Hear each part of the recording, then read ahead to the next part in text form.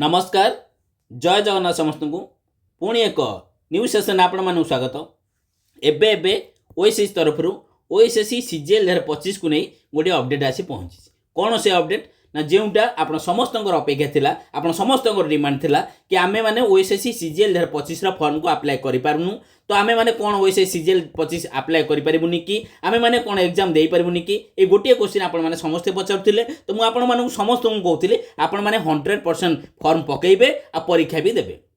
Finally OSSC तार official notice छाड़ देइछन्ती 16/1/2024 आज का डेट रे इवनिंग 6:30 PM अराउंड रे से माने नोटिस छाड़ देइछन्ती। तो मु आपन को मध्य टेलीग्राम ग्रुप रे जस्ट गोटे घंटा पूर्व 5:40 PM अराउंड रे मु आपन कहिथिले 100% डेट एक्सटेंशन हबो। आपन अपेक्षा करंतु आज किबा काली गोटे जो दिन भीतर से माने ऑफिशियल नोटिस छाड़ देबे डेट एक्सटेंशन पाई।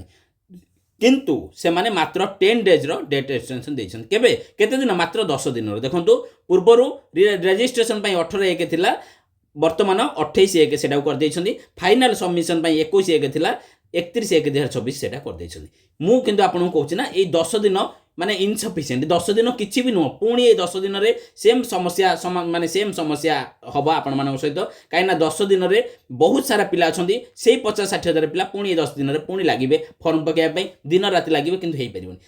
अप्रोक्सीमेटली एटा जदी ओएसएससी 30 दिन खंडे दे थांदा ना, अप्रोक्सीमेटली 30 डेज किंबा 20 नियरली 20+ डेज दे थांदा, मे बी टिके माने आर समाधान हेई पार थांदा। काई ना 10 दिन मते लागुछि एते कम दिन एटा ठीक हेलानी। तो जा हाउ ओएसएससी तो सुनिले फाइनली तांको ऑफिशियल नोटिस छाड़ी देइछन्ती कि आपण माने जो 18/1 थिला एबे 28/1 पर्यंत आपण माने फॉर्म पकि परिबे। ठीक अछि, किंतु मते लागुछि कि ए डेट एक्सटेंशन करबा ता ठीक नुहे, माने यथार्थ नुहे। से माने जदि से मानकर सर्वर को ठीक करिवे बेटर हबो। जो सर्वर माने एरर आछि, सर्वर डाउन होछि, सर्वर काम करूनी, सर्वर को जदि से माने ठीक करिवे ना बहुत भलो हबो। फास्ट सर्वर ऊपर काम करूँ कहीं आपण मैंने जानी आईबीपीएस जो आमर सेंट्रल बैंक जो आमर सब बैंकिंग एग्जाम होची, IBPS body central SSC exam होची, एमानकर बहुत फॉर्म पड़े। रेलवे रे मध्य आपण जानिथिबे आरआरबी रेलवे रिक्रूटमेंट बोर्ड रे अराउंड अप्रोक्सीमेटली 1 करोड़ फॉर्म पड़े, किंतु तांकर सर्वर पूरा रेडी चले। एसएससी रो 40 लाख अराउंड फॉर्म पड़े, आईबीपीएस रो 10 lakh form 10 lakh plus form पड़े, किंतु ओएसएससी सीजीएल रे मात्र ना 2 लाख फॉर्म पड़िबो कि नहीं, मात्र 2 लाख फॉर्म पड़िबो कि नहीं से मानकर साइड चलुनी। एबे मु आपन को अपडेट दउची, एबे सुधा ओएसएससी सीजीएल रे मात्र 1 लाख केते 1,06,000 अराउंड 6,000 प्लस फॉर्म पड़िछि।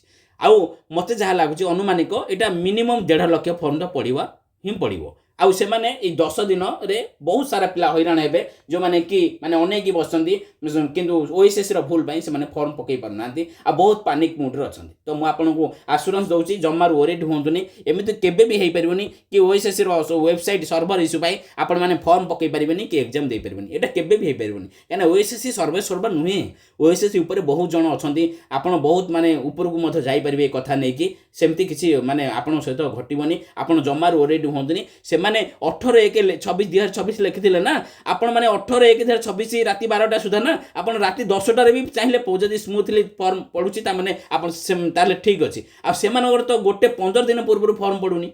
मु देखुची लास्ट 15 डेज हला फॉर्म पडुनी, ता माने एथरे भूल कार, आपनकर भूल, ओएसएससी रो भूल, आपन भूल पई आमे कहीं सफर होबु। ठीक अछि, तो जाहाउ से माने डेट एक्सटेंशन करिसंती, एटा धन्यवाद से मानकु। बट 10 दिन रो एक्सटेंशन आम पई ठीक नुहे, मिनिमम एटा तो मु भाबुची 30 डेज रो एक्सटेंशन हेबा रो दरकार थिला। ठीक अछि, तो एबे एतिग्राम रखिबा। जय जगन्नाथ समस्त को पुणी थरे।